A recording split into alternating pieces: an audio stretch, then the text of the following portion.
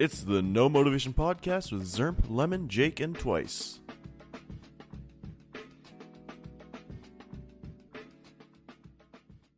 Alright, so we are missing a member of the podcast today. F in the chat for Twice. He couldn't make it because internet problems. So instead we're just gonna Three Musketeer this episode, where we're talking about the first week of fall 2018 seasonal anime. I was gonna say we are fully aware that this isn't the first week of seasonal anime. Yeah. We're a bit behind on this. We'll be playing catch up, which means the frequency of episodes will keep coming out until we get caught up with the season. But we should get caught up soon, though. Yeah, something like that. Yep. Okay. Or we'll just never get caught up. That also. Yeah, we'll just always Just be have behind. one episode per week and never be caught up. That is very much a possibility at this point. Yeah, considering we've had so many troubles scheduling just. Yeah, this was delayed by I think 2 days. Was it delayed by? Yeah, a couple days. Yeah, 2 days. Okay. Oh no. Well, I guess we should just get started into it then. And the first thing first show we're starting out with is Rascal Does Not Dream Bunny Girl and Senpai. Which is a show that I have a very strong opinion of, because I very much like this show. It kind of is a romantic comedy series, though it doesn't really show much in the first episode. Actually, it does show a lot in the first episode, as we kind of get this kind of underlying tone of the supernatural things that are going on, while it's just a normal kind of high school romantic comedy type setting. I think probably one of the favorite parts of this episode for me was just the kind of chemistry you see here forming between just all the characters in general. But I think the highlight of it for me was Sakuta and Mai, which had a very nice chemistry in this episode, I felt like.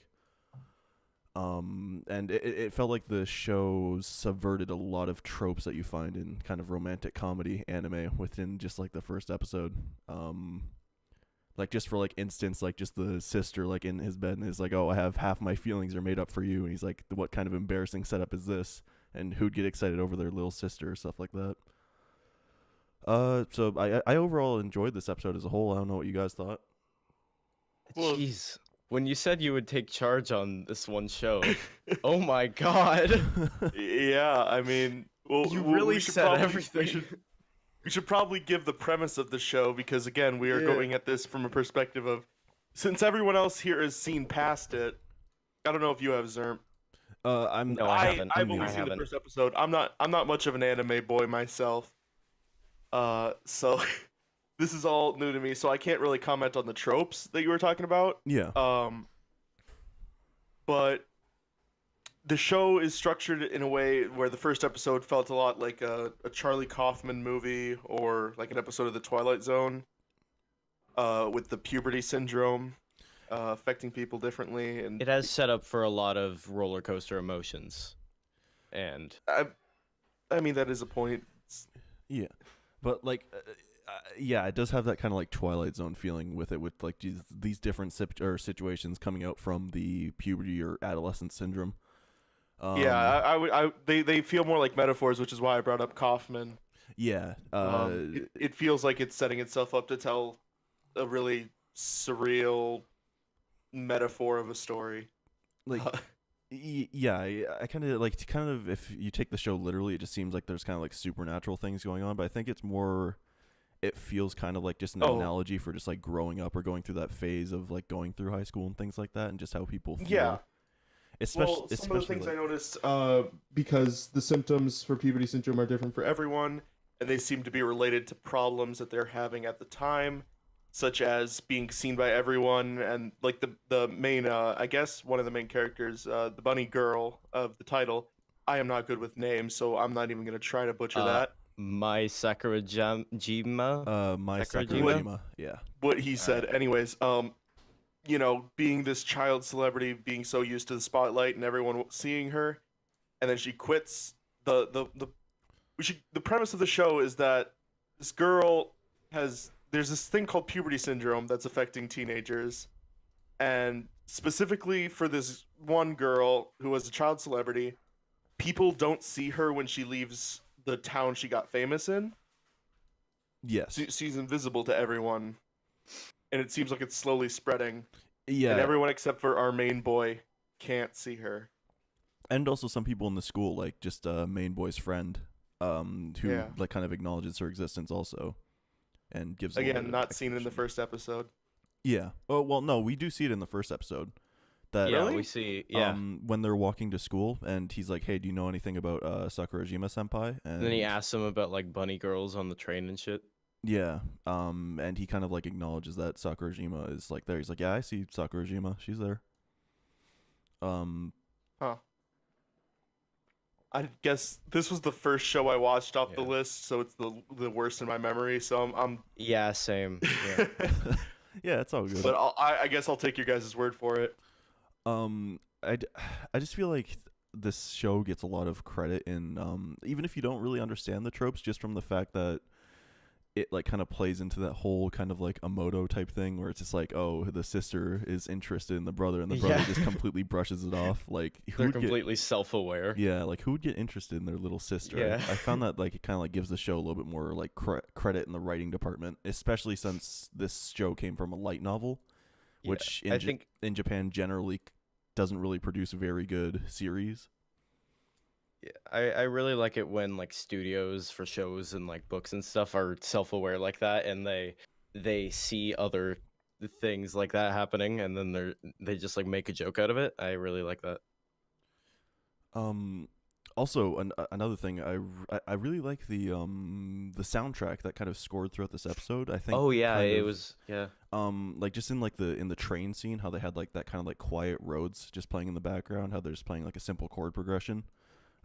Just kind of like behind like this conversation that Sakurajima and Sakuta are having. Which I guess we should kind of like get into the meat of what kind of happened this episode, which is just kind of around the whole thing of them trying to figure out why Sakurajima is kind of disappearing or how this is happening, or kind of expositing that kind of information that revolves around her, and also some of the stuff that involves Sakuta's private life or his personal life, like how his sister and he was also affected by this like adolescent syndrome. Yeah, because didn't he like walk into his room, invite her in, and then he's like, "Oh yeah, I got a big like scar and shit." Yeah, he had that giant scar on his chest, and Yeah. there's a little bit of banter going on between that, where he's like pretending like he's just getting like enjoyment out of it, and it's it's kind of interesting, and I don't know, I overall really like the writing, especially in this first episode. Just the interactions between the characters feel very real, comparatively to other like kind of anime that kind of follow along with this genre. And Yeah, some of this genre is full of people who just like fall for the main character instantly, yeah, and in and this it's like yeah. in this we see a little bit more of the banter going between the two, as they're kind of like Yeah, there's more humanity to the characters. yeah. I felt like one of my favorite lines in the episode is when the girlfriend of his best friend comes up to him and is like, "Hey, why are you hanging out with my friend or stuff? You're gonna make him be less popular." And he just like says, "What's wrong with you? Are you on your period or something?" Oh yeah. Oh yeah. Oh I my can goodness, I yeah. can tell exactly where in my notes I saw that because I wrote down in big bold letters, Kami Saito is a cunt. Yeah, exactly. Yeah, I don't know. Yeah, there's just kind of Nice. this air about the whole thing. I- Where, I- yeah. I did want to bring up a concern I had with the character design. This is just like one of the smallest things that just really bothered me, and it was that the main character and his best friend look exactly the same, just with slightly different hair colors. Like the hex code is like one letter off. Yeah, I kind of saw that within the first time around watching the episode, which is just like they've looked very similar at first. I feel like it kind of gets a little bit more distinctive as you go progress throughout the episode. I don't know. Again, this is Yeah. I'm not used to this genre, so this is just like the big thing that leaped out at me. Yeah. I definitely agree with that point. I felt like that too. The first time around watching it, and I guess it's just the second time around watching it, I kind of already have that pre-built like recognition of the characters. But I understand that from a first time because I felt the exact same way. Yeah, and in some anime, it's kind of hard because you can only have so many hair colors, right? So eventually, there's Yeah, gonna but be kind of like a same face thing going on. you can make character designs different. You could give them different, like radically different heights or body Yeah, shapes or it's stuff. Like, just they don't is the problem. A lot of anime just don't. Uh, uh, I feel like other than the like kind of like similarities that you see between Sakuta and Kunimi, his best friend, I think a lot of the other character designs I kind of like a lot of them are very appealing towards the eyes, or like kind of like Yes, and the color palette that they use for a lot of it. I think just like for an example, like the science it's a girl, very toned down color palette. I like that. Yeah. the science girl, Rio Futaba, that's in the episode that kind of explains the whole like Schrodinger's cat kind of paradox to him. Yep. Her design is very nice. Mai's design is good. I think, especially Kaede, Sakuta's sister, the design for her is also like kind of like Yeah. kind of playing into that overall like kind of like cute type thing. Yeah. That kind of I don't know, maybe. Well, the hairstyle instantly reminded me of Sagiri, sorry, from Sagiri. Aromanga, Sagari, from Aromanga Sensei. Just Sagiri with a onesie on all the time of a panda. Sagiri with the onesie on all the time, yeah. But yeah, I overall just pretty much enjoyed this episode from writing to the art direction is I think fairly consistent, other than that hiccup where the character like Sakuto and his best friend kind of look a little bit similar. I like the soundtrack. I don't think it's anything to really write home about, but I think it adds atmosphere to the show. But that's just my opinion. I don't know. What did you guys overall think of the entire thing as a whole? Like, are you guys kind of like also hopeful for future episodes? I wouldn't say hopeful. I'm interested, but I'm not impressed. Okay. I, for one, really like the show, and I am excited for future episodes, but you kind of covered most of the stuff I was going to say anyway, so. Oof. I fully am aware that part of the reason that I'm not impressed is because it was built up so much to me when we said that we were doing this. I have a friend who's super into anime, and he told me it's going to be the best show that we watch out of the list. I don't agree with him so far, but we'll see. Yeah, I can see. I definitely think it's a slow burn of a show. Yeah, it's kind of a little bit more of like a character drama. With like Takes a certain rom-com type stuff. of person to like slow development. You know? I'm not saying I don't like slow development. I'm basing this Yeah. entirely off of the first episode, and on its Yeah. own, it's a good setup. But we'll see where the show goes before I make any judgments. Yeah, I see what you mean. That's Yeah. fair. Xhermp, what did you think overall of just like I really have nothing to say that hasn't been said already. hasn't been said? Enjoyed? It was quite enjoyed. Sadly I don't have notes, like you two do. But yeah, I just really like the show overall. Yeah, join the professional boys over here, the professional anime watches. Yeah, because I would have to watch the episode, then I'm gonna watch it again and then take notes the second time around. You guys said we're gonna be reviewing this stuff, so I figured you'd take notes. Yeah. See, I was told to take notes, but I didn't. Yeah, Because I'm like, oh yeah, I'll just remember it. No. I mean, No. we are kind of doing that kind of like whole reviewing thing currently. It's still trial run. We still got to get this whole thing. We still don't really down know the pat. format. This was Yeah. kind of thrown together really fast. Yeah, In like what, a week? Yeah. pretty much. Hey, About as long as we get it recorded and out there, and then get feedback from whoever, Yeah. and just whatever. Yeah. Okay. Well, yeah. I just want to have one extra kind of note that I had written down that I kind of wanted to talk about, where I think that the opening for me is an earworm for Bunny Girl Senpai. I feel like it got stuck in my head for I feel like about a week. And though you can't really hear it that well towards the end of the episode when my Sakurajima is like outside of his apartment sitting down, it kind of plays the ending song in the background a little bit, and I kind of like how the ending song sounds like. It kind of like fits the tone of the show very well, especially with the lyrics, even though it doesn't have any subtitles for it, but just like listening to the lyrics and like reading them or online and stuff like that, it fits the tone of the show very well. Is kind of just the extra thing that I had written down here. But yeah, that's pretty much all I had to say about it. I don't know about you guys either, but after that, I'm pretty much good. I didn't have a lot of notes. This is the show I had the least amount of notes for. Yeah. Again, well, sorry. Go ahead. I was just gonna say it's a setup episode, so there's really not much to say. And I yeah, agree with that. Yeah. introducing all the characters and stuff. Yeah. But yeah, with the music, personally, I haven't heard any of these enough times to really get it stuck in my head. So I guess we'll see what happens as the season progress, or as we as progress. the season progresses. I'm just humming it going down the hallway. It's like the first episode of Twin Peaks. It's no one's favorite episode, but it's not bad. The show's not bad because of it. Mhm. Is what I'm trying to get at. Yeah, that's actually pretty fair compare. Like, yeah, especially I feel the same way, kind of like Twin Peaks type thing. Yeah. Yeah, like it's slow. It's a slow build. It's gonna get there, I think, but right now, It's just yeah. it's fine. I didn't hate it. It wasn't Sword Art Online Season 3, which was originally in this lineup. Yeah, I got 7 minutes in and quit. ended up cutting that out. Yeah, we don't want to watch Lumberjack Oh Simulator. boy. No. All right. Well, I guess we should move on over to the next anime that we're going to be talking about this season, which I think Lemon is going to be introducing. And Goblin Slayer, boys! rip and tear. Here we go. Rip and tear.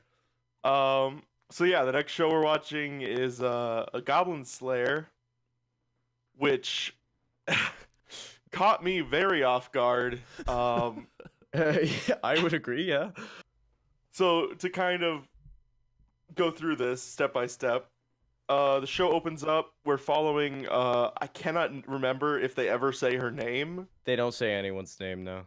Yeah, but she's like a 15-year-old priestess. She says she's an adult and she wants to become an adventurer, so she's at like an adventurers guild getting registered. Yep. There's like 10 ranks, I think. 10 ranks of adventurers in this fantasy world. So far, so standard.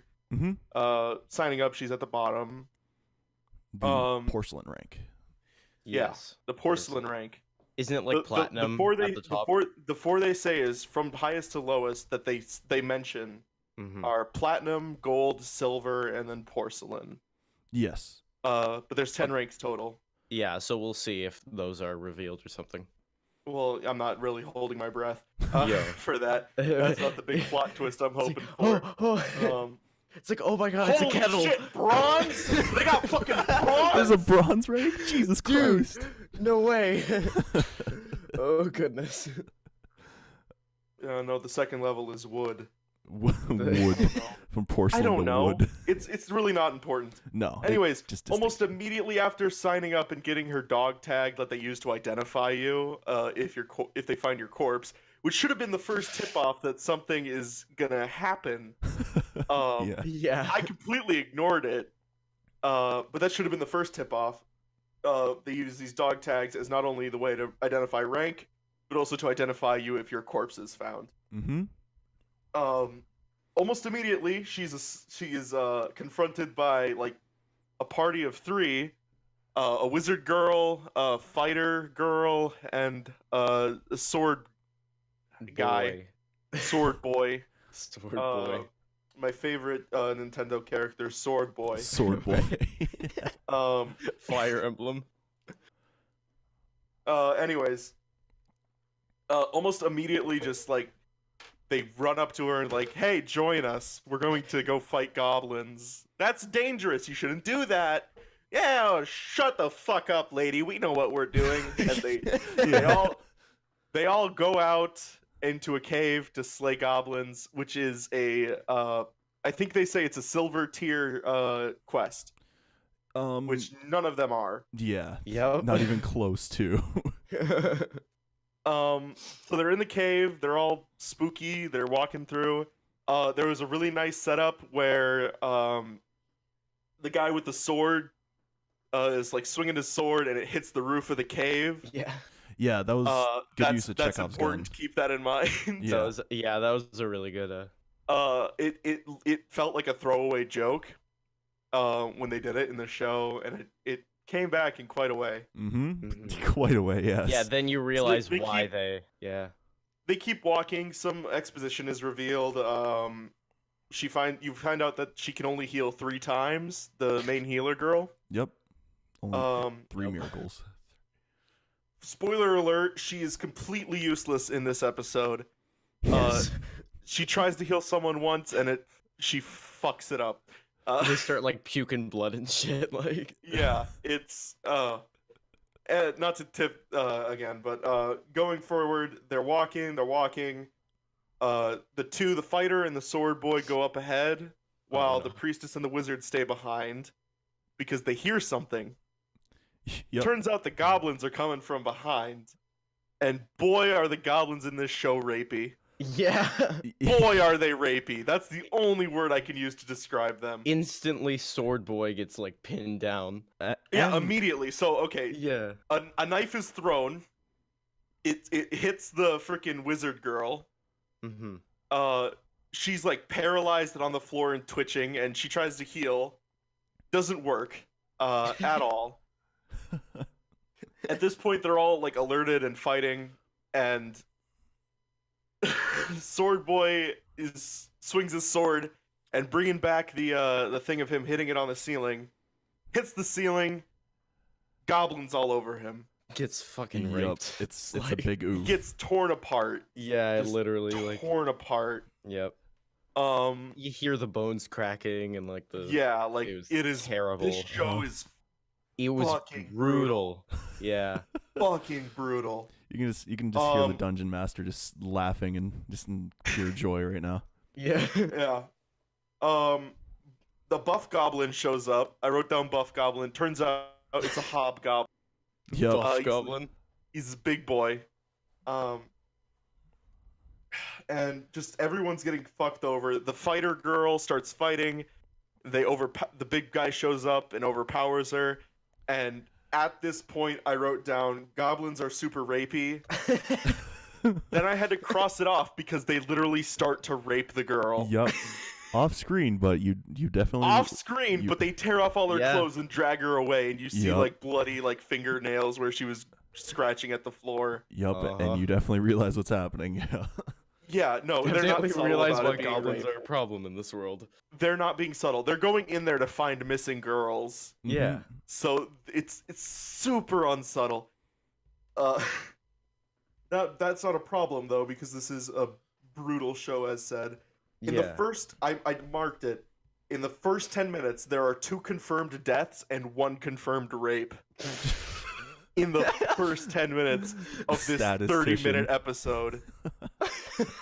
Oh my Or god. I think it was 25. I might be rounding up, but Oh goodness. Yeah. so we're left with First the healer. episode.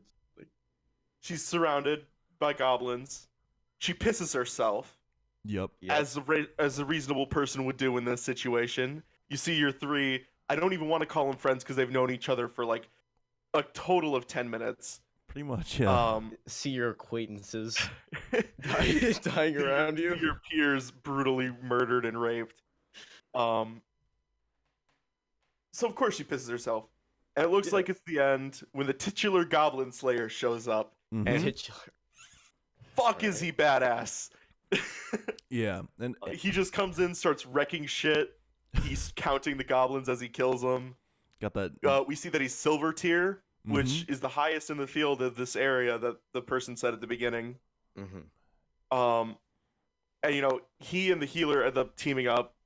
Why he teams up with the healer, I have no idea. Because He wants that good healer puss. She is useless. I think it was I think it was more for miracles of light than anything because he still realized. Oh that, yeah, like- he does. Yeah. Never mind. She does have a use because she does the miracles of light. I Yeah. completely forgot about that. yeah.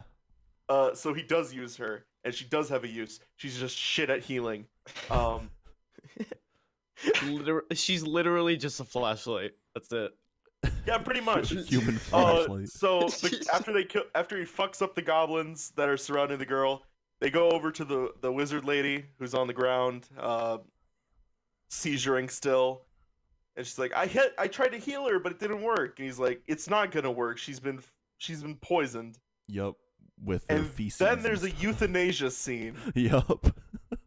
They Yep. euthanize The the wizard. girl Yeah. on the ground. Uh-huh. He says the worst part is he says he has an antidote and she could live, but it would be worse than dying. So he stabs her in the throat.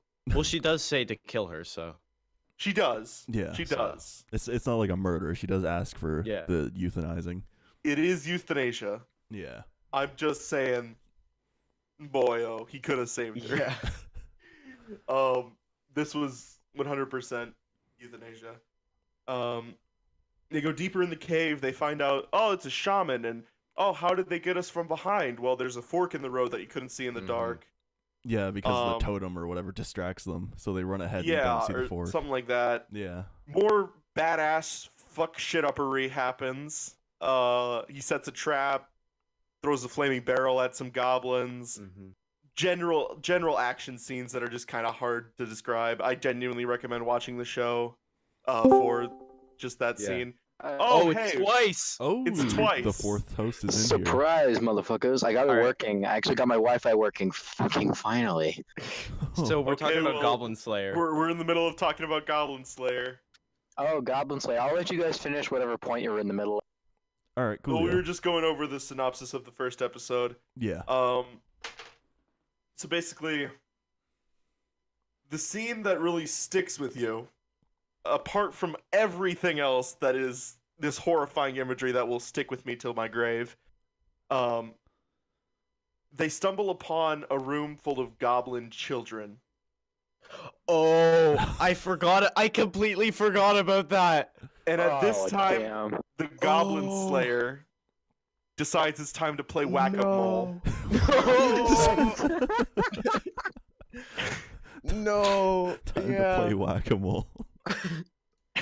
Well, he uses a club, and he bashes them off screen, mind you. But you Yeah. hear their cries. You hear the Yeah. cries and the life leaving them. Uh-huh. Smash cut to a bunch of girls in like those cloaks that like police officers give you when you're like traumatized. They're all wrapped in cloaks In the back of a wagon. on the back of a cart. Yeah. And there's this voiceover of where are they now? Most of the girls stopped adventuring.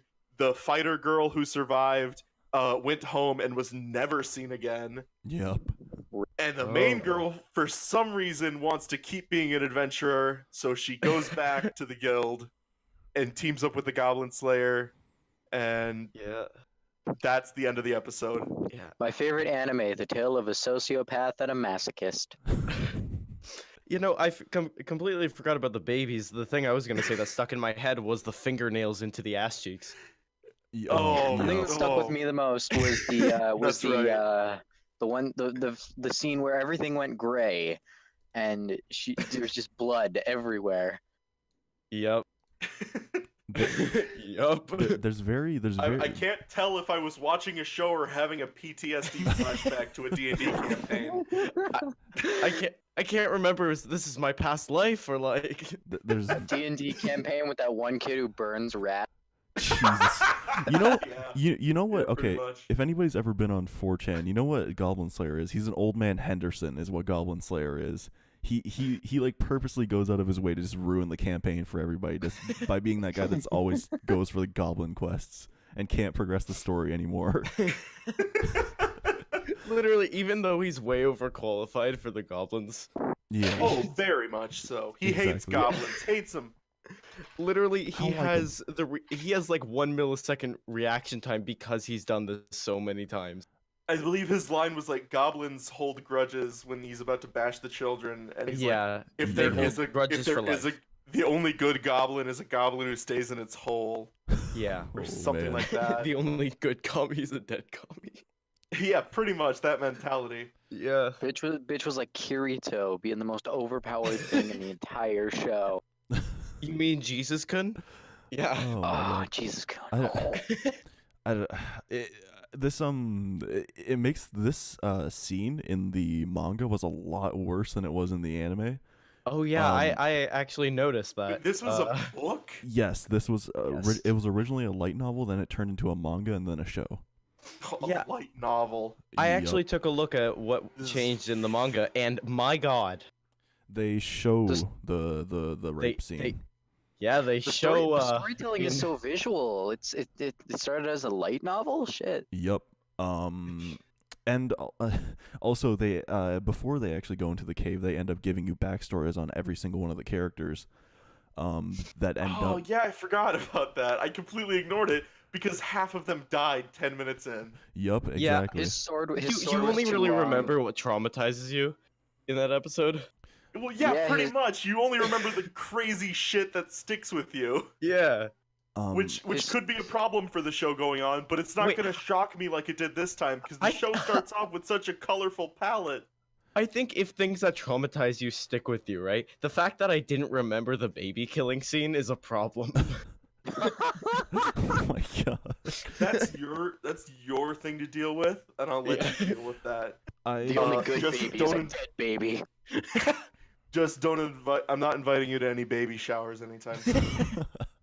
I overall like the direction in this episode. I think the direction was very nice.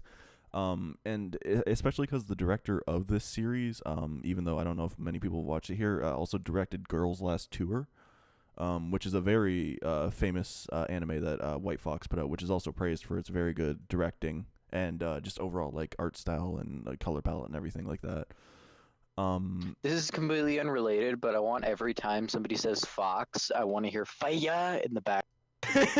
just wait, let me just get a button app on my phone. Just like oh, But yeah, you continue your point. White Fox, director from that.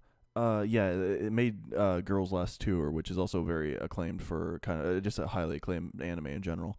One problem I did have with this episode as a whole, though, was the kind of jarring use of CGI at times. It's weird because it seems like Goblin Slayer a few times is animated hand drawn, and then other times he's animated in CGI, which kind of comes off as off-putting.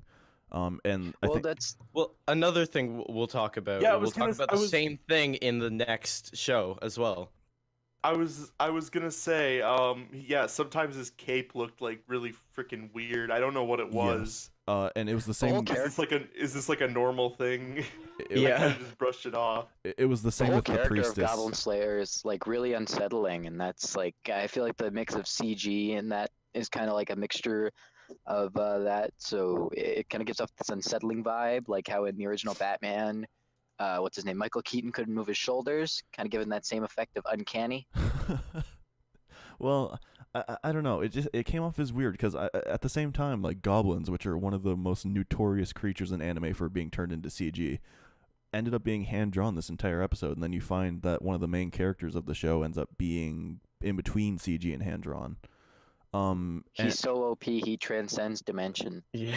And I also, one of the other things which I think was a little bit more blatant than Goblin Slayer was that Priestess's staff would end up becoming CG at some scenes, and like really noticeable CG. I felt like kind of like some. Didn't that happen while they were doing like the light spell? Yes, that, Yeah. and also when they were first entering the cave and they were like, she was like swinging her staff around at the goblins trying to get them away from the wizard Oh girl. yeah. The CG was like very much there and very much popped in, which I felt took away from the episode a little bit. But other than that, I felt like it was fairly good Yeah. all around. Nothing to hate the episode for or anything, but To the untrained eye, it looked great, in my opinion. Yeah, I can understand from kind of like that perspective. It Mhm. definitely would look Like, very good. It for someone who hasn't seen much, I didn't even notice the CGI, except for like when he's in the guild. I noticed his cape looked cell shaded. Yeah. But that's about the only time I really noticed it. I like how much reasoning there is behind their deaths. Like the dude whose sword is too long. I guess nobody in this podcast has that problem, but okay. Yeah, they kind of load that Chekhov's gun earlier on within the cave when they first enter, and he like swings it around and then he hits it off the top of the cave. And Yeah. and the girl who gets defiled, she's telegraphed as being very up close and personal with the goblin. So it's like, yeah, something's gonna happen to you. and I think it was kind of like they did a very good job at showing how overzealous some of these the adventurers were, and how like the swordsman, he was just like, oh yeah, I fended off my village from a couple of goblins before. They're not smarter than children. It's fine. Yeah, look how big my sword is. Yeah, I'm gonna You like that? become. You like my big sword? You like my master sword? I'm gonna become a dragon slayer one day and all that stuff. Yeah, there's a lot of red flags getting thrown around, but I don't think that took away anything from the show. I think it kind of just like let you know what was coming up. If you kind of paid attention to what was happening. Which I did not. Yeah, I think it's more like kind of for a lot of people getting lured into that sense of like that false sense of security because you think, Yeah, like I was just like going in as someone who's, I hate to keep saying this, but someone who's not from an anime background, but someone who is from like a fantasy RPG background. Going into this, just watching it, I was like, okay, generic kind of fantasy world, nothing really special. They're gonna meet a guy in a forest, and he's gonna be the Goblin Slayer, and holy shit, is she getting raped? yeah, No, yeah, going into it, I thought it was going to be some sort of like Konosuba type of thing. I was completely wrong. yep. You see, I had the twist spoiled for me, so I was less shocked at Aw. first. But during the whole build up was really well done. I loved how the color palette just immediately switched tones, Yeah. and how it just completely and utterly the animation changed. Yeah, that will.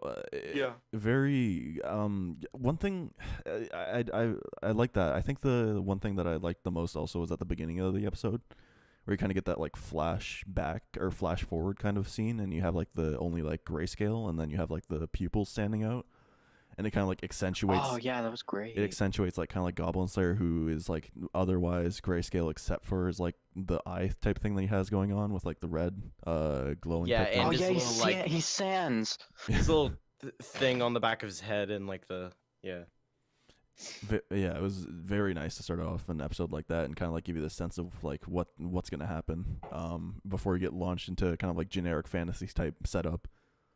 Mm-hmm. I really like how Goblin Slayer isn't just a generic badass hero. Like He- he's willing to help out this newbie who just got all of her friends murdered. In most anime, he'd be like, "Oh, your friends weren't skilled enough. They just got fucking killed." I feel like Yeah. it kind of And comes then he would off, probably kill her. I you feel know? like it comes off a little bit though, like he feels a little bit. I don't want to say this is like. Okay, I'm just gonna come out and say he feels a little bit like he acts a little bit autistic. It feels like I'm just gonna say it. I don't care. You Yeah. broke your elbow. he acts very autistic at times, like not in like a bad way, but just like kind of Like he's got like a one-track mind and all he cares about is killing goblins. yeah, exactly. Yeah, kind of. And just like how he's like very short at answering everything that Priestess asks him. Yeah. And he's just like, yeah, Whoa. yeah. Goblin Slayer. Episode 1, the podcast gets canceled.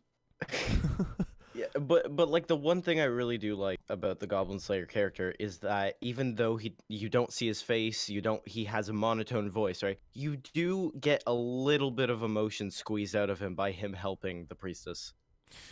You yeah. get that he's not an asshole. You kind of get a little bit of Yeah. that human element from him, Yeah. which otherwise seems like he just acts like a robot. I'm calling it now. Episode 1 plot twist. He is a goblin. He is a goblin. He's a hobgoblin that turned good. He came out of the hole. He came out of the goblin hole and he was like, you know what? Fuck this city. He's just racist He's a towards goblin who himself. was born into his suit of armor and doesn't know he's a goblin, and he hates goblins. His Last flag used episode, to his be helmet's gonna fall off. his cape used to be a Confederate flag. It just got covered in the blood of goblins. That's why it's Jesus red. Christ. What was I? I was gonna say something. Oh yeah, the soundtrack. The soundtrack was very good in this episode. Ooh baby, that the metal that was playing with kind of like the like choral sections that you get with it was very spicy. It's Very nice. Very nice. especially when they're like running out of like the main like cavern and stuff, and you kind of like get that choral section coming in along with the electric guitar. It's whew, real spicy. Definitely. Really distracted me from the death and rape. Yeah. And Really gave me something else to focus on, you know? another thing that came from that scene for me is what interested me is the fact that gasoline seems to exist in this world, or at least like petroleum. Yeah, that was really odd. He said like I don't know why. Yeah, it I was found odd. I found that really weird too. he was like it was something that it was like gasoline that an alchemist made. And he said like it wasn't very effective for the price it cost. So I guess it's like something that's fairly new since it's like costs a lot of money, I guess. Either it's that or it's really hard magic. to make. Yeah, it's like a It's commodity. magic. Yeah, it could be very hard to make, or I don't know. And just the fact that like once the bodies just like go in there, it's like, what about the other girls that are in there that they could get set on fire? It's like, nah, I should be fine. There's not enough corpses there for kindling. I don't know. Jesus. I don't know if I really have anything more to really talk about in this episode. I had some problems with it. I had a lot of good things with it. It was overall fairly good for me. Yeah, no, I enjoyed it massively, mainly just because I wasn't expecting half the shit it pulled off, Mm-hmm. and it caught me off guard, and it stuck with me. That's the important thing. It stayed with me, and I think that says a lot. Yeah, really, I kind of hit all my plot points, but yeah, it's definitely gonna scar me for at least a few years. So. I came into it knowing what happened, and I was still very, very thoroughly entertained by it. So, I think that speaks for the quality. And speaking of quality, into the next anime we go here. Yeah. That time I got And reincarnated. we were talking about CG too, so yeah. That time I got reincarnated as a slime. I love this show. Yeah, I also very much like this show. Which It is, oh boy. so It reminded me. The main character reminds me of myself. was it me that was tackling? 40-year-old virgin. Was it me that was tackling the synopsis for this show? I think so, but I think Twice should go over the synopsis. Oh, 'cause, yeah, we have Yeah, Twice you here. can go ahead. All right, yeah. Twice, give us a little rundown of the episode here.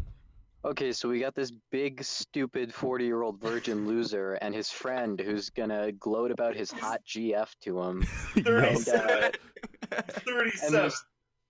this 37-year-old man gets stabbed in the chest by some random ass dude, and as he's saying his And he final had words, more than enough time to walk out of the way. Well, okay, some- here's what I have a question about. What was that man with the knife doing? Okay, Yeah. so Just running he through was the playing a streets game with of catch the knife. here's what was interesting, because in the manga they actually did show that he was like carrying like bags full of cash or like bags full of just like stuff that he was robbing. And But that's in the anime, it's This just he's just a knife. crazy guy. yeah, in this he's just Also, crazy. why was he using 2 hands for the knife? Again, Well, that's the whole thing with like that type of for stabbing into somebody is just plunge and then twist and then Oh yeah, He's a knife man. but yeah, this guy knows about knives. continue on Twice. Give us this Okay, spicy so rundown. as he's dying, he says his last words, and this weird video game lady is like, okay, so you said you don't like fire, you don't like hot, so we're gonna make you immortal to hotness, and we're gonna make you Heat resistance resistant. against coldness, and basically we're just gonna make you the most OP god ever, but you're also a slime now. So he goes into this cave and he makes a bunch of potions and eats rocks, and then he meets a dragon who gives him the ability to see. Oh, and for some reason he's voiced by some Tara Strong sounding lady now. And he becomes best friends with a dragon, and that's the episode. Yeah, Wow. that's Kind of going back over some Short but stuff you sweet. missed that I want to bring up. Yeah, the last words I kind of want to bring up. He asks his prodigy or whatever the guy to throw his hard To drive into a throw his bathtub. hard drive in the bath. he just ends up throwing the whole computer in the bath, which I think is Yeah. pretty wasteful. But okay. Honestly, get you a friend that can do that for you. Yeah. But like The dude's not even a PC gamer. He wouldn't know what a hard drive is. as he's dying, you said he's listing off all that stuff. He says it's so cold, and it's like cold resistance, heat resistance, and setting his skills for his character sheet, which is what I'm assuming is what made him into a slime, because basically a slime is the only thing that fits everything he said. Yeah. You know, I wish I wasn't stabbed. Stab immunity. Yeah, exactly. Stab immunity. Stab and die. And He it's says like pain he- I resistance. think that might be part of the reason why he was turned into a slime, though, because slimes wouldn't be hurt by stabs. You are Uh-huh. now immune to knife. Yeah. This specific knife.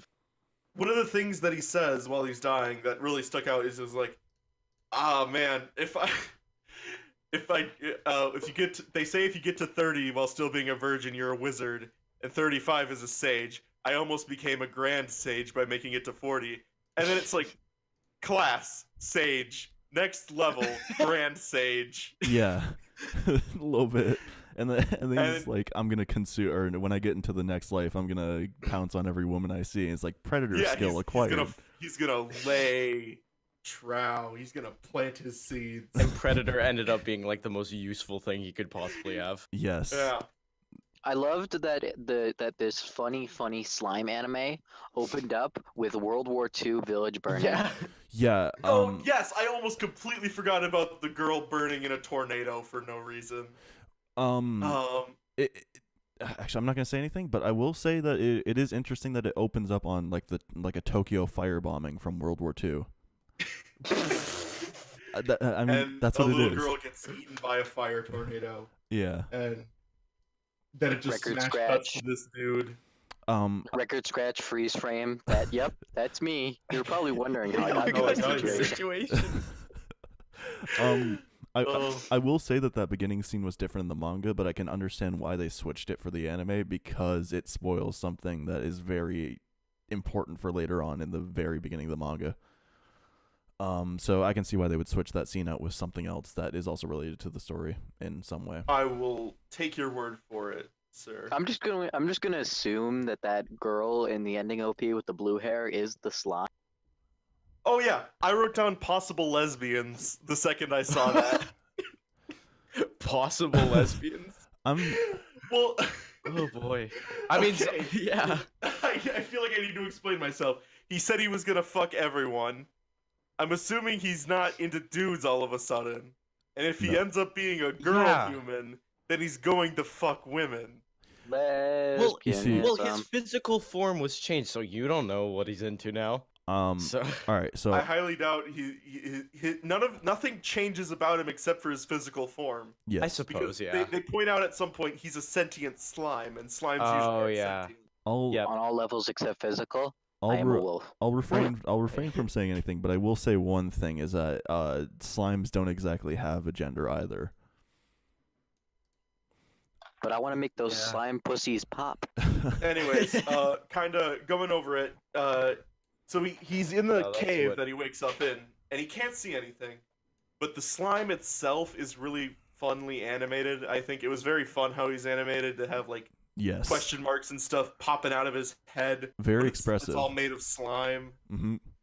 the CG kind of caught me off guard. The Again, to be honest. where I was have the to say I didn't notice CG. where was the Wait, there was CG that you're CG? talking about? What? Yes.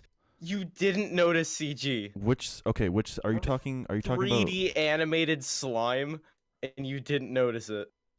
Are you? Okay. Oh what- yeah, like in that one like Yeah. It Okay. caught me It was really like a- off well, guard. it was That's- like a 5-second cutaway, and he was 3D Yeah, animated. That's more of a stylistic choice, I feel like, than it is something like saving budget for animation. Mm-hmm. Because a lot of that intro sequence where it's like he's getting transformed into a slime is a lot of like style. It's very like hallucinogenic. Super stylistic though. It looks Yes. really No. nice. It was No, very nice. I am saying I do like it, but like it just really caught me off guard. Speaking of, Yeah. I got huge Evangelion vibes from that transformation sequence. Yeah, it was very Oh. like it was very like psychedelic. It kind of Evangelion-esque. I would agree with, which I definitely very much did like because it was something different from anything else I've ever really watched.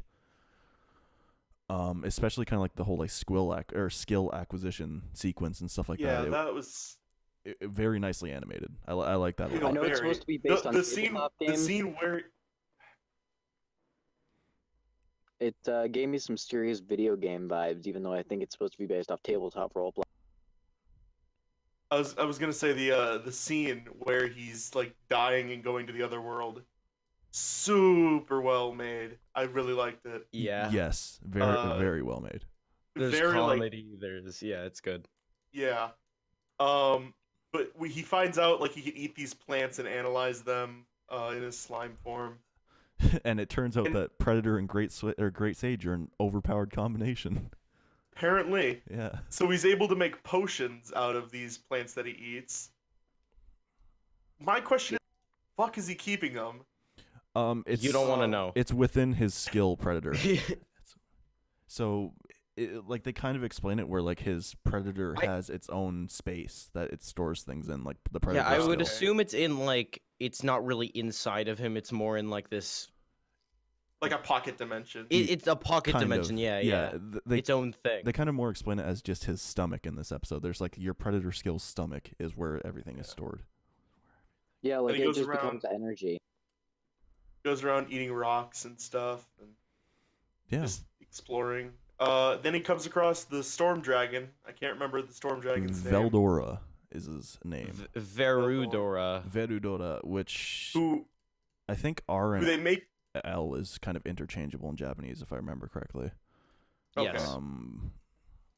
So it doesn't really matter either way. But they make a joke about it. But I wrote this down because I felt it was important to remember. Apparently, very tsundere dragon. Yeah.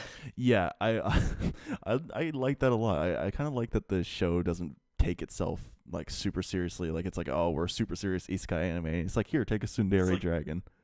He went back. He goes through like his tragic backstory of like the summoner who like chained him up, and then afterwards it's like, oh, where you going? Why don't you stay and be my friend? Not like I Yeah. want you to, Baka. I'll Hey, I'll I heard consider your being tragic your anime friend. backstory. I gotta go now. Yeah. He's just, Yeah, you just gave me a quest over at the other village over there. Oh man, yeah, and I like the fact that it wasn't like exactly like a female dragon either. It's just a dude. He's just being all tsundere because he's alone for like 300 years and hasn't had anybody Yeah. to talk to. So he's just like, It's not as if I enjoy your company, Baka. Another thing that popped out at me was the background in that dragon scene with all the crystals and stuff. it was very colorful. That was beautiful actually. It looked real nice. Yes, especially when the slime got his vision, got like the magic sense. It like opened. Oh it, yeah, like, when he got his popped. vision, that was a great sequence. Yeah. Yeah. You just saw like all like the colors just coming out Yeah. like super vibrantly. So Oh yeah, none of us mentioned this, but I really like how his voice went from like this decently manly voice to just this extremely high pitched, just cute. To like what you Yes. would stereotypically associate with like a slime. Yeah, yeah. Yeah, and it's weird because like I don't know. They yeah. never mention it. They never point it he out. doesn't It even just question happens. it. He Well, I think it's because he hears himself as normal. Maybe I'm not sure. I don't He might. I don't know. It might be like that. But it's weird because I like also the fact that it kind of like, in the dub, because I watched both the dub and the sub. In the dub, it sounded a lot like a kind of like kid character that you would find in like a One Piece anime. But in the sub, it also sounded very much kind of like a child more than anything else. I felt like, like it could be kind of like So, I mean- it could be indistinguishable, like kind of androgynous is what the voice sounded like. Is what I'm trying to get at here. Yeah.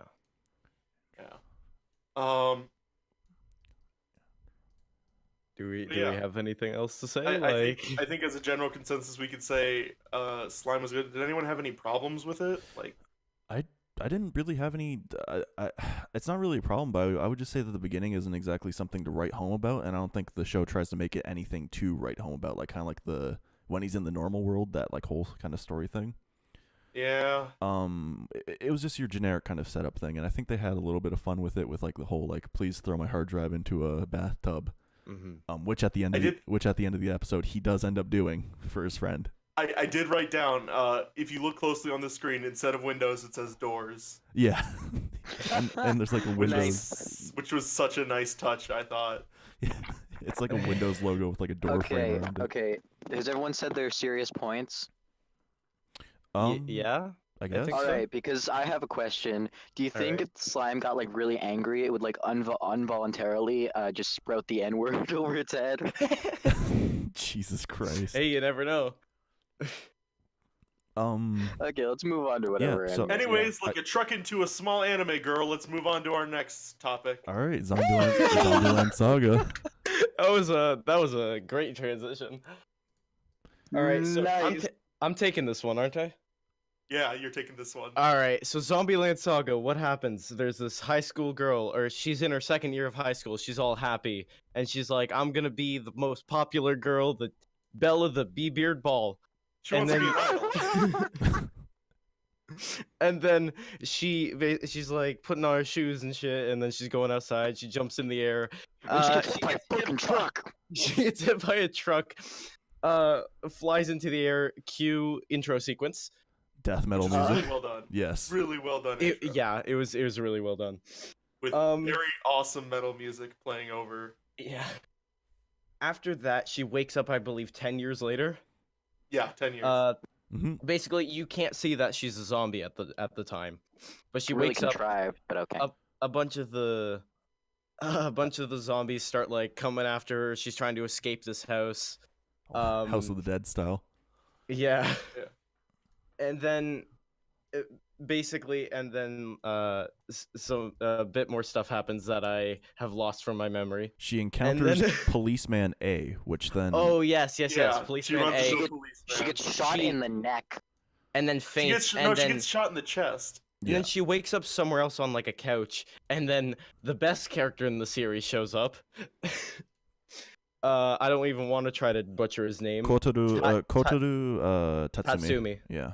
Yeah, the best character, the second best character actually in the series, shows up, and basically just explains like, oh yeah, you died 10 years ago. I'm here to make this really weird K-pop band. An And- idol Idol group. group. Yes. Yeah, Idol idol group. group, and then what happens? They're like going through initiation or something. The legendary Yamada comes up. They do this weird concert and start screaming, and their necks are broken. We'll go into it with more detail, but that's about it. Yes. Okay, yeah, you glossed over a lot. I think I glossed over quite a bit. Notes would in the very middle much there. help, I feel like. Yeah. Notes Notes very would have much help. helped. I think I Yeah. got most of the like main stuff though. Yeah. You got like the main story beats, but you missed Yeah. a ton. Um For instance, the reason he's making an idol group is to save a town named Saga. Yes. it's a prefecture in Japan. Saga Prefecture. Okay, a prefecture. Okay. It's kind of like a county in like Yeah. in North American terms. Yeah. Gotcha. But he never says how. He just says it's going to save Saga. Yeah. I think it's So more the like idol genre is dying, so he literally raises the dead. yeah, it's to revitalize the whole idol scene in Saga. I think is what he was trying to get at. Okay. So to do so, he's revived a bunch of dead girls from like all these different time periods and stuff. There's like the legendary biker, the legendary words I Yamada. can't pronounce. Yep. The legendary Yamada. You got to the legendary Yamada. The joke is It's beautiful. the joke is he's like going into the backstory of all these ones, and then the very last one he just goes, "It's the legendary Yamada," and doesn't say anything else about her. It's like that's it. Does there always have to be? I feel like the voice acting, like the voice acting work, accentuates the joke even further, just because Yeah. he's like just Yeah, it's so something eccentric. you have to like watch. He keeps yelling it in the same tone every time. Yeah, it is definitely Um, something you have to watch to get. Yeah. Yeah. He has a dog that's also a zombie whose name is Romero. And there's a Uh, hyper realistic squid eating scene, and that freaked the fuck out of me when I first saw it. Yeah. Okay, yeah. We should probably bring that up. So these zombies aren't hungry for flesh. Apparently, they like fried squid. Well, I mean, no, they are hungry for flesh. a little bit of biting never hurt anybody, is what Kotaro little a little says. bit of biting. Monica Well, they're and biting Miles. each other, but they're not like Yeah. Well, the thing is, at the end of the episode, they all wake up and regain their consciousness. Yeah. Except for Well, one of them. Yeah, except for Tai Tai. Yamada. Yamada. But like she's More like- the main girl is the only one who has like her consciousness back at the start. Which I felt was like a little contrived. I get that it's like because she's the main character, but it's like Well, the whole time she's just like a foil to the craziness of the doctor guy. And I also want to point out that he says that he thinks that he woke her up by giving her stimulation. Oh. They never go into what stimulation. hey, you guys want to see me finger this corpse? A little bit Okay. of possible necrophilia. And Ooh, giving me the goodness. necro feels. yeah, Oh. Anyways, yeah, he's kind of going over that. She's very confused. She's basically the audience asking the insane person, how do you think this is gonna work? Everyone is still like this. Everyone's like just mumbling around and biting shit. How do you think they're gonna perform? And then they go on stage at a metal club. Yeah. The only place with the open stage policy. Yeah, the only place with the open stage policy, which happens to be a metal club. Yeah. Like, And literally not much happens other than like them being nervous, and she's like, oh, you can just call me number one. It's like, no one cares, lady. Then the music starts going, everyone gets suddenly hyped for no reason. well, okay, it's because they start like headbanging to the extreme yeah. because their backs are broken. They're just fully It's like full their body necks are headbanging. broken. I'm gonna nitpick something here. She got hit yeah. by she got hit by a car from the side. How'd she get a giant forehead scar? Yeah. Landing. I'm gonna assume when she landed on the pavement, her head probably cracked open because of the force. It's Can the we get least Neff in the like chat? But Yeah. it's honestly, It might just be one of those designed randomized things or something. this is I don't know. It's kind of semantics though. It's not really anything that is Yeah. going to take away from the show. It's just Yeah, character Yeah, design. like I said, it's a nitpick. Yeah. But the thing I wanted to point out, the animation for Zombieland Saga is super like fluid and smooth at times, Yep. to the point where it was just like eye candy to watch. Especially in the opening scene where she's like getting chased out of the house and running away, and they got Oh, the fast, yeah. like twitchy zombie kind of stuff, and Yeah. it was really well done, I think. I really liked in that scene where it had like the lightning in the background, then you just saw all the silhouettes of them coming after her. Mm-hmm. I don't know why I really like that. The anime hair kind of ruined it for me. Like these insane zombies with like the horror movie aesthetic, and then one of them has bright blonde hair with a red streak. I think it kind Oh, of. Saki? Yeah. I think it kind of makes the characters stand out though. I feel like Oh yeah, the character design is on point. yeah. for the Each character like you have distinction. show. Mm-hmm. Yeah. Which is very nice. I feel like for just like kind of making out the character, especially when the characters in these types of shows end up kind of sounding very samey at times, especially for like an yeah. idol type show. One problem I do have with the animation, it's not really the animation itself, it's just character design. Sakura has a really fucking big forehead. And it bothers me for some reason. Which one was Sakura again? Main character. Oh yeah, well I think that's to accentuate the scar. Yeah, I guess. Because it's only when she's disguised, it's only when she's not disguised as a human, it's when she's... Oh yeah, he's got makeup skills, so they're not going on Yeah. stage as like zombies. They're going on stage. They look alive because Yeah. for Hollywood some makeup reason skills. this guy who could reanimate the dead is damn good with makeup. This anime is really good looking. It gave me the necro feels. Yeah, man. You used I that think, joke already, Yeah, you dude. already did. Fuck. But, yeah, I have really nothing else to say. Yeah, I don't know. Yeah, I'm pretty much out of points and Uh, joke. I didn't have much. I did want to bring up things that might come into play later. None of them have their memories. They don't Yes. know anything about their life beforehand. Except she did get a small little flashback, She but gets that's about all we a got. small glimpse of like she wanted to be an idol. Yep. Yeah, it was like the That's idol about thing it. that was playing at the beginning in a room. Yeah. Yeah, on her like laptop. Yeah. Mm-hmm. I think one extra note I had written down also is that the date was showed to be 2008 when she died, and then I guess the flash forward would be 2018. Which would Yeah. be this year. 10 years, yeah. Which, line it up with this 2008, year. she would probably be watching Hannah Montana and jamming out to Skater Boy by Avril Lavigne. I really want to see like the characters who died a really long time ago, like 50s, 60s, Yeah. 70s, just look at a smartphone like, what is this thing? Well, I mean, That What- might be in a future episode. We don't really yeah, know. I really hope, yeah. well, what did we get? We got like Cute. a biker girl from the 80s. We got a child actress from like early 2000s or 1990s or something. Yeah. Look at this episode. And then we literally have like a night lady from like Edo era Japan as one of the Are we going to people. talk about how all these characters died at generally the same age?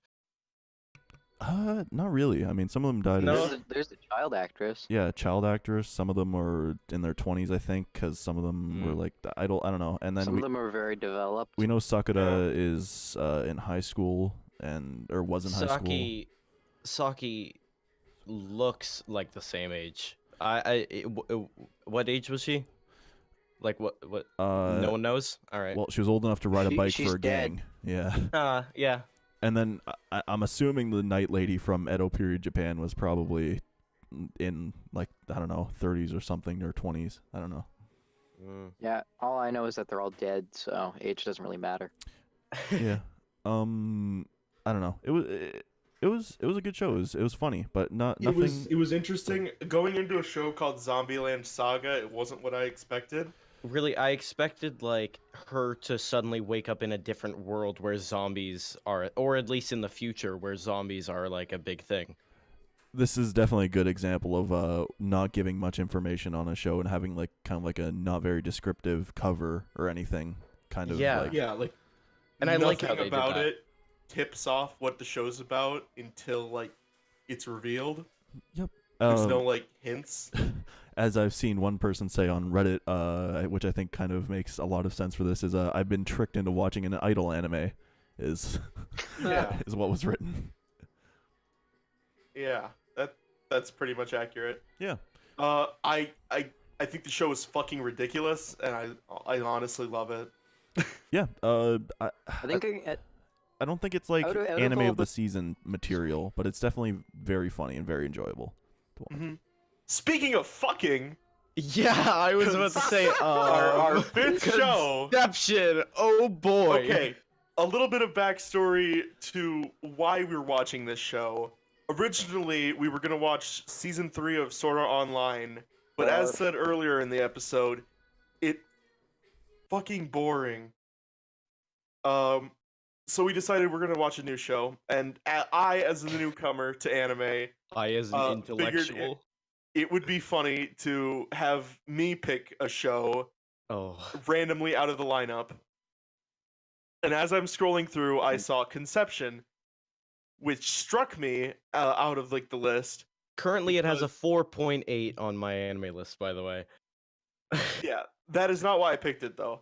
Why I picked it was because when I was like 15, I bought a game on a 3DS on the eShop on the 3DS called Conception 2: Birth of the Star Children, or the Seven Stars, or something like that. Oh my It was god. a sequel to Conception, which this show is based off of.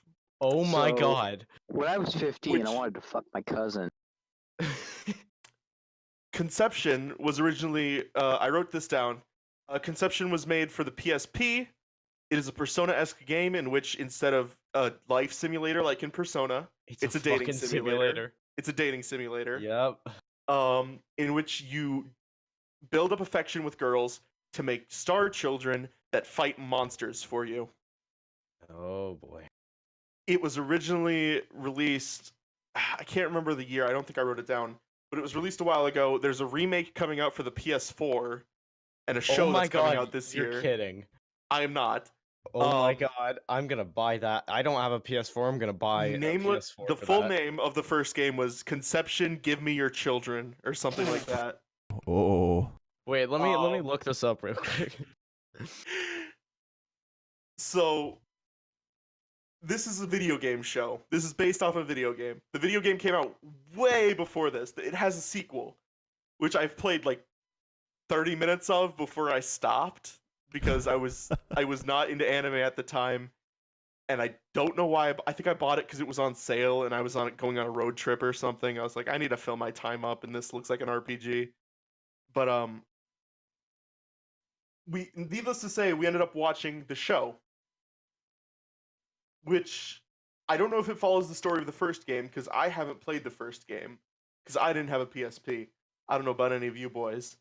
Oh No, wait, the sir. original Conception 1 was actually a remaster of a game called Conception Plus, or a no Kodomo. Oh, I'm just not gonna say that. It's Give Me Your Ore Children. no Xhermp can't speak Japanese. But Yes, you are correct. needless to say, we watched the show, Do and oh boy, did we watch the show. Yeah, I sure Dude. looked at him with my eyeballs. It was. No Nut November Do just you- became a lot harder. Do you want to know the? Yeah, Do you want to know the 3 things I have written down for this show? Sure, go ahead. Yeah. Okay, one is why am I watching this show? The second one is I feel like God is punishing me for something. And the third one is God, this red panda is so annoying. I want to make a taxidermy out of it. Okay, so let's get into the synopsis of this.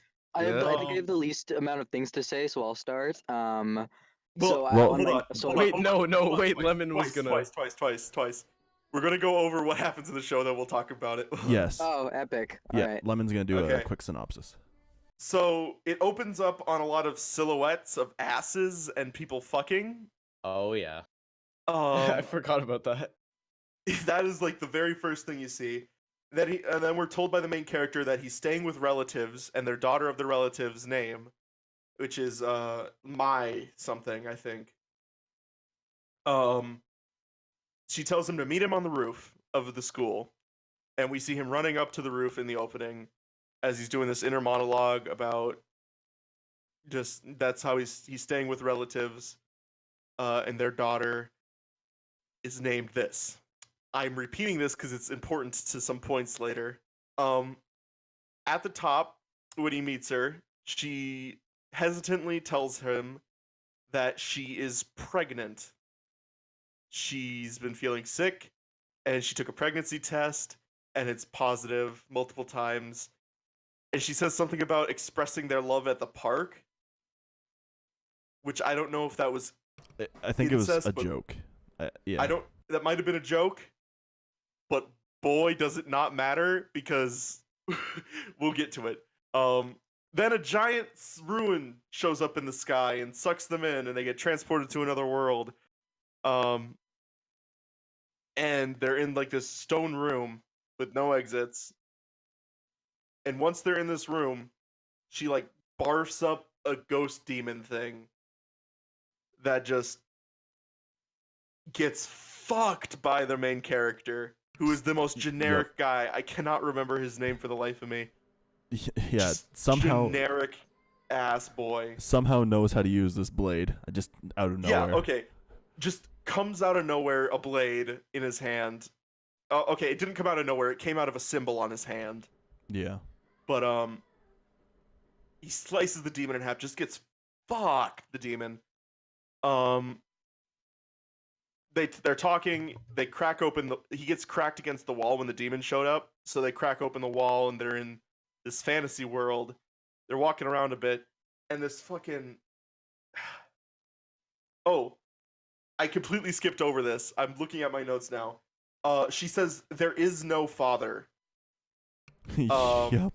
She Virgin said Mary. before they get transported into the world, she's like, there's something important you need to know about the father. And then once they're in the world, she stops him and says, there is no father. So she's pregnant with Jesus, is what I wrote Yeah. down. Pregnant with Jesus. Demon Jesus. Once they're out, they're immediately assaulted by this panda thing named Mana, who floats and is annoying as hell. Yup. Floats around. He latches onto the girl and says, "I smell a virgin, fresh as daisies," or stuff like that. I wrote down, "Mana smells a virgin," which at this point, it's Schrodinger's Hymen. She's pregnant. She's pregnant, but she hasn't fucked anybody.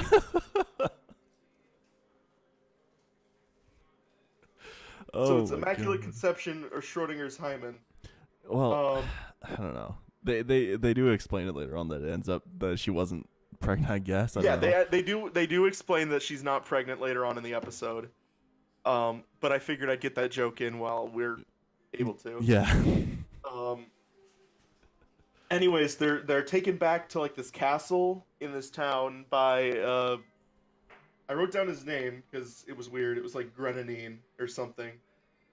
Yep. And they're in the town or the world of Solt or Sola or something.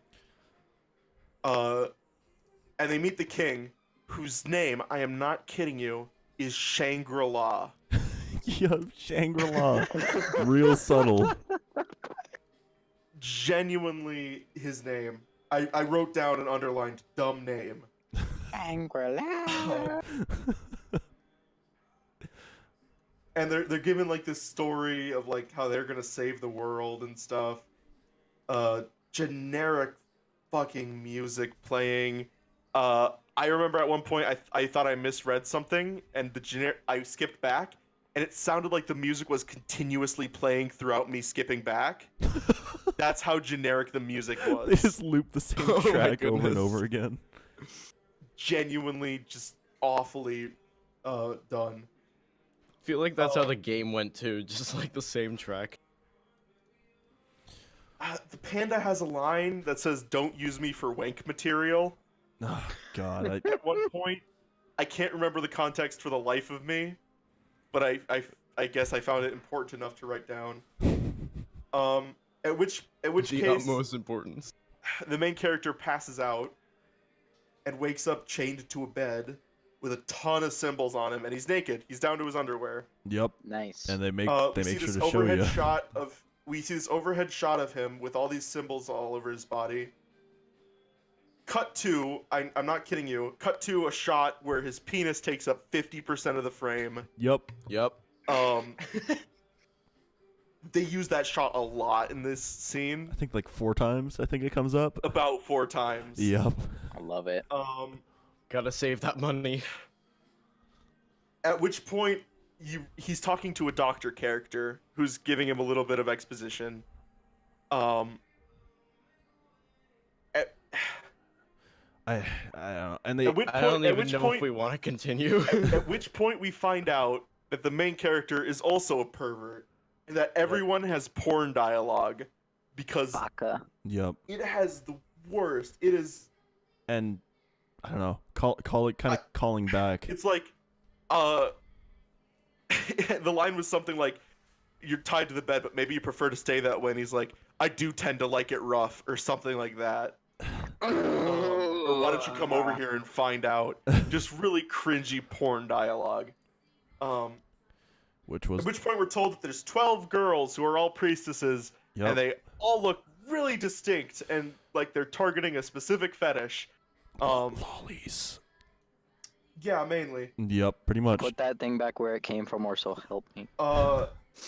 We're told as they're like going through the exposition, the panda holds up a sign that says, "Check the official website for more details." So, naturally I did. It's in Chinese. I can't read it. Oh, Nice. Can't Chrome like translate websites or it's something? gonna come out. Honestly, it could, but I just don't give enough of a fuck. It's gonna come out as Alright. like End up moon with like speak. something like "fuck away" outside the stage. Yes. There's a line that's, of course, so they go off listing, they show all 12 of the girls, and it's revealed the last one is his cousin. I'm assuming she's his cousin, because Yeah. he's staying with relatives. Well, they do say that So they're they're related. Yep. The last one is her, and of course, her symbol, they're all associated with a star sign. Hers is Virgo. Of course it is. Nice. Yeah, let's course. talk about that for a second. Her little symbol is on the side of her face, and his symbol is in the back of his hand. So Well, he it has all looks the like symbols. No, he has symbols all over his body. No, but the same symbol that she has on her cheek, right, is on the back of his hand. So it looks like he just fucking backhanded her.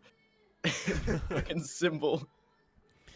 We're then explained that their world is full of impurities that they have to fight, and in order to fight these impurities, they have to do the love ritual to make star Oh. children. Yep.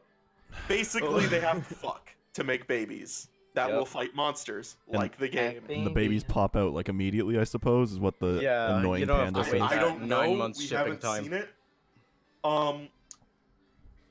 At which point, I believe the panda says the line, "Set the course for intercourse." Yeah. That is an actual line that is in the episode. Yep. Yeah. Yeah. Cut to the guy and his cousin on a bed, both in their underwear, with a bunch of people up in the bleachers, like watching them. Yep. It's like And a a spotlight shining Can I- on him. high Can school I point out wrestling one game. thing? Can I point out one thing that they're talking about? Like he has to have like sex with all these women, right? The Yeah. entire scene, his bulge does not grow. Dude, I think he's gay. All right, I'm calling it now. This is they say this is the only way to get home, so he's got to fuck, and it ends with him fucking his cousin. This is why I said the incest doesn't matter if it happened earlier, because it happens at the end of the episode. The climax is literally him climaxing into his cousin. And that is pretty much the first episode of Yo. Conception. my And goodness. you know what I just realized? Yeah. He's gonna have to do that to a bunch of lolly characters. I'm not sure if Yeah. I'm okay with partaking in that. Dude, real quick, where's my They're all VPN? the legal age of 15. They're all adults. At least in Japan, they're legal. Oh.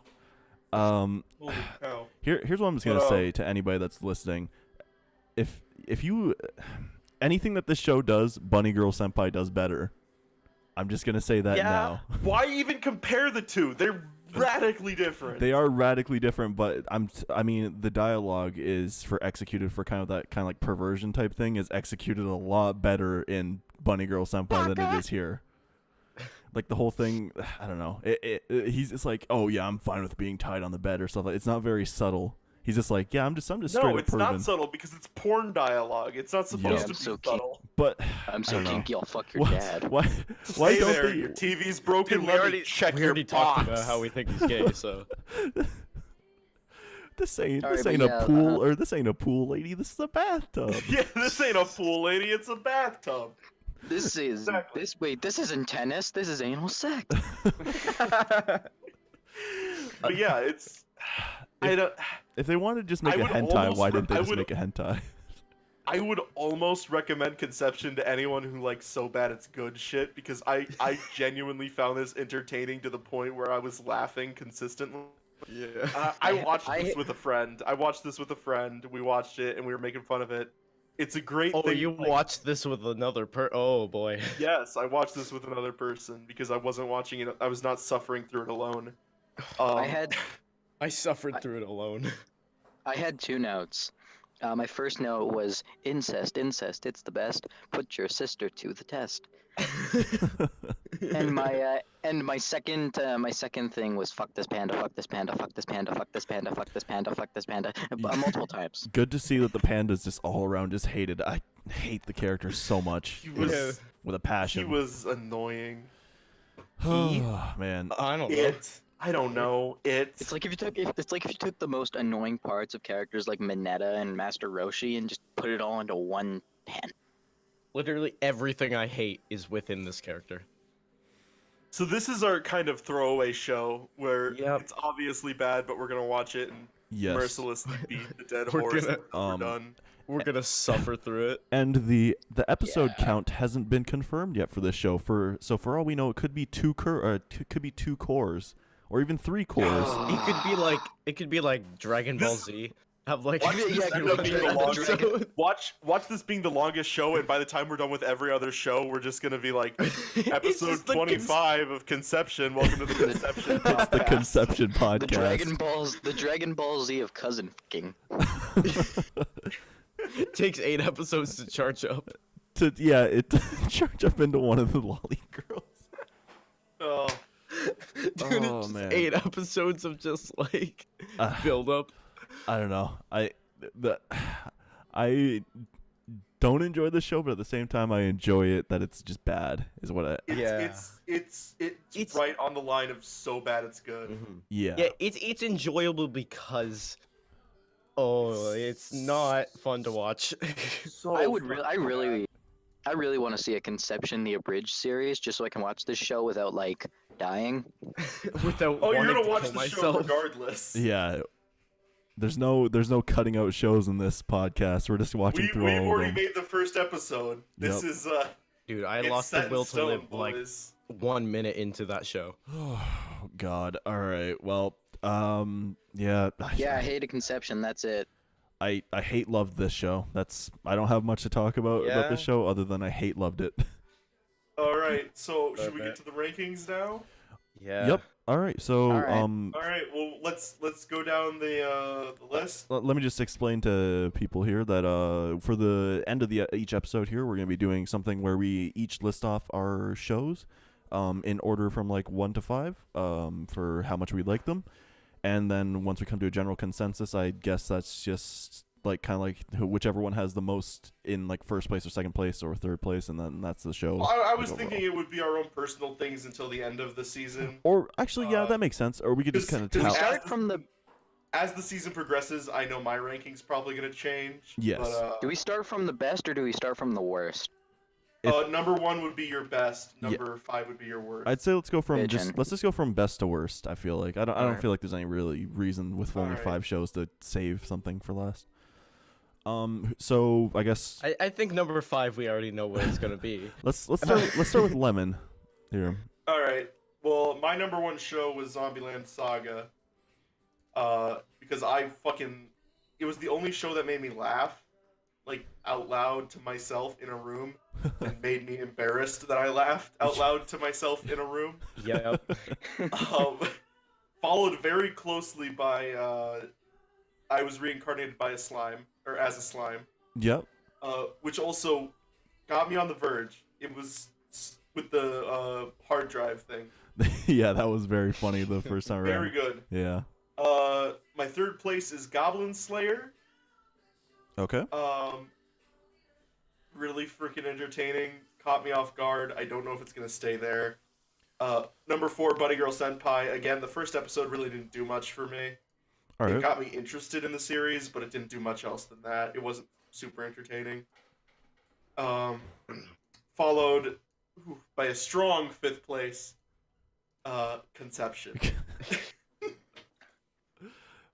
All right. All Toys, right, you want to go that's next? great. Yeah, here we go. Twice. All right, bitchin'. Yeah, I'll go. So my number 1 was the Slime anime. I loved it because like the main character at the beginning was just he was saying what I was thinking. Yeah. You know, I love when characters do that. Number 2 was Goblin Slayer because it like I felt something and I also felt something. Number three is probably Bunny Girl Senpai. I really at the beginning of the episode I wasn't sure where it would be placed, but by the end, yeah, it was like really good. I really enjoyed the whole plot of it. Yeah. And number 4, Zombieland Saga. It was entertaining, but probably the least entertaining. And number 5 was Conception. I'm real sorry, Conception. I love you dearly, but you're number 5. Putting you out on the curb. All right. Bad Conception. Bad. Don't make the Conception. Conception talk. Conception, your drinking problem's getting a little bad here. You're looking at cousin Jane a little. All right. Well, Xhermp, what do you think? So, number 1 will have to be Goblin Slayer, because I don't know why I really like shows that just shock me like that. It was definitely a shocker and loved it. Slime would be number 2, just because of the humor and just how fun it is to watch. It's just good animation overall, just good story, like it. Third, I'm gonna go against the grain here and say Conception. Wow. Because Boo, gay. because it was so bad to watch that it was good.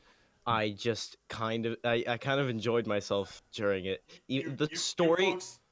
You folks heard it here first. Buddy Girl Senpai is worse than Conception. Wow. That okay. Interesting. This is Actually, wait. You can't change your see- ranking mid. No, I can't. All right. Sir, So- this is why we write shit down before we start the podcast. All right. exactly. All right. Conception, move that to 4. Bunny, Okay.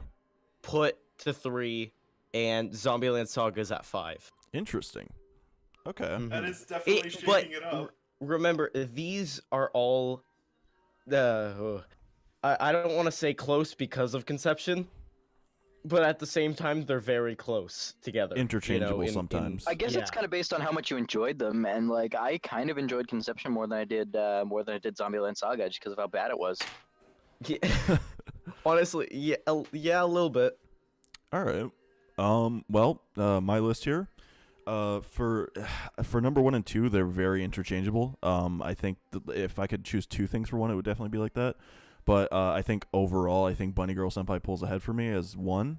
Alright. I love the writing and the direction in this, especially as someone that comes from just that like background of just watching some like having a background with romantic comedy or romantic genre anime, and kind of knowing those tropes and how this kind of subverts the tropes in this, and how the writing is like very real compared to other shows. Reminds me a lot of other shows like Monogatari or Snafu, my teen romantic comedy, I think it is. But yeah, I overall very much like that show and put it at number 1. Number 2 is That Time I Got Reincarnated as Slime, interchangeable with Bunny Girl Senpai, but just because of the ordering, I kind of put it down at 2 because I didn't enjoy it as much as I did Bunny Girl Senpai. But they're close, right? Yeah, very close. Yeah. I absolutely love this anime. Probably one of my favorite isekai anime. Up there with some of the greats like just ReZero or Konosuba. And I don't know, the stylistic choices that they made with like the beginning episode were very nice, and I hope kind of carry through the series and not just as like a 1 episode hook people in type of thing. For number 3, I put Zombieland Saga. I don't have much to say about this show other than just that I had an overall enjoyment of it, just because of the humor and kind of like the physical slapstick type of thing that came out of it. And just the voice actor for Tatsumi was amazing, like very good, and he sounds like he enjoys what he's doing. Goblin Slayer I put at number 4, and I don't feel like it's as close to Zombieland Saga than it would be for Slime and Bunny Girl, like that kind of like thing. Just because I feel like there are some animation problems that made it not as good in my book. But I think overall, other than those flaws, it was a very good episode. With just like the color palette and the music and everything and the dialogue. And number 5 is any other anime other than Conception, and number 6 is Conception. Yay! Yeah. Well, I really should have gone with my original listing, but whatever. I gotta say, out of all of these anime, I think the one I ranked mine based on which were like objectively the best in my opinion, but I think the one I enjoyed most, was the one I had the most fun with, was Conception, because of like how uncomfortable it made me. Oh. Yeah. I would have to agree to some extent. Yeah. I would say I got a vast amount of enjoyment out of Conception. The only reason I put it at last is because I don't want to be crucified for saying it's better than Bunny Girl Senpai. I think where it comes from for me is just that I've seen other shows like this before, cough cough, Arrow Manga Sensei and Oreimo, and it's just it doesn't give me much enjoyment anymore unless there's something that really kind of sticks out from the show, like something that makes it different from other shows that are kind of that like trash genre type thing. But that doesn't discount what you guys are saying at all. I understand where you guys are coming from. But like Conception, I felt like the plot was a bit all over the place. Big bouncy plot. Yeah, big bouncy plot. Which is why it's pretty Sometimes interchangeable it was with on 4 the chest, sometimes and it was 5. on the butt. Yeah. But yeah, I ranked Goblin Slayer 1 because of how much it shocked me. I just really liked the shock factor. All right. Bunny Girl Senpai really made me like feel emotions more than anything that has before. Like usually when I watch a piece of media, I'm kind of like vacant from it, but like I paid attention. I felt that twist when I realized that it was him reading his own notebook. I was like, Oh "Whoa, yeah, we really? forgot to talk Oh my about God, that. He's gonna forget her," and then I cried. That Manly tears. Yeah, that is some real nice, like, kind of like foreshadowing with that, with like, especially at the end of the episode, how they kind of repeat the whole thing, where it's like you can't forget no matter what and all that. Yeah, my first note was, what the fuck is he reading a guy's notebook? Yeah. All right. Well, it seems like we kind of have all our opinions out there for the first episode, for the first week of fall 2018 seasonal anime, which we are behind on, but we'll catch up hopefully. Maybe. Yeah. We'll see. Possibly.